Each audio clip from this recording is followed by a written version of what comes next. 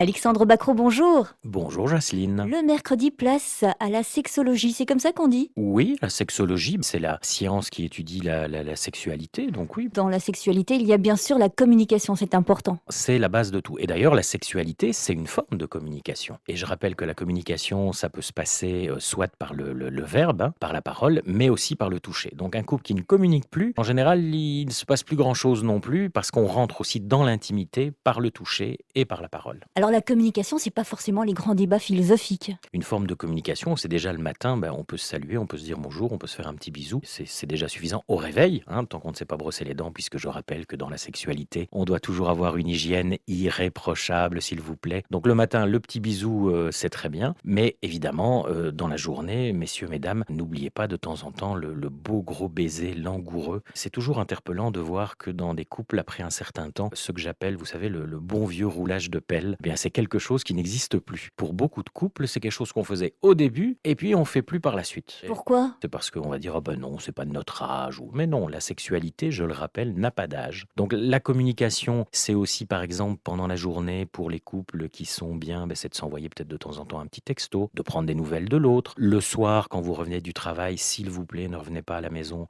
avec vos problèmes de boulot, hein. Je rappelle que l'autre, c'est pas non plus le déversoir à problème de la journée, mais peut-être de prévoir un petit temps quand même quand on rentre pour un peu débriefer sa journée, sans devoir spécialement rentrer non plus trop dans les détails, mais ça peut être l'occasion de se faire un petit apéritif avec ou sans alcool et de pouvoir discuter, tiens, comment était ta journée. Et puis surtout aussi, c'est de prévoir dans la semaine un moment où on peut être juste tous les deux, un moment où on va parler de nos projets à court, à moyen, à long terme, on va parler de notre amour, et donc ça peut être aussi l'occasion, par exemple, d'une balade en forêt, de sortir le chien. Moi, je me souviens comme ça d'une dame qui ne discutait plus beaucoup avec son mari, et la première des choses qu'on a fait, on a réinstauré la balade avec le chien. Et elle m'a dit, c'est quand même formidable, on faisait ça il y a bien des années, et puis là, le fait de se retrouver à deux pendant une demi-heure, trois quarts d'heure, bien, ça nous permet de discuter aussi, de parler, d'aborder même parfois certains sujets dont on ne parle pas. Donc la balade du chien, ça fonctionne aussi. Donc la communication, qu'elle soit par le verbe, par le geste, c'est ce qui peut être la clé pour un couple qui va durer. Dans le toucher, je dois quand même rappeler qu'il est important d'avoir ce que j'appelle un toucher gratos. C'est-à-dire que, messieurs, s'il vous plaît, quand vous faites une petite caresse, madame ne doit pas spécialement décoder ça comme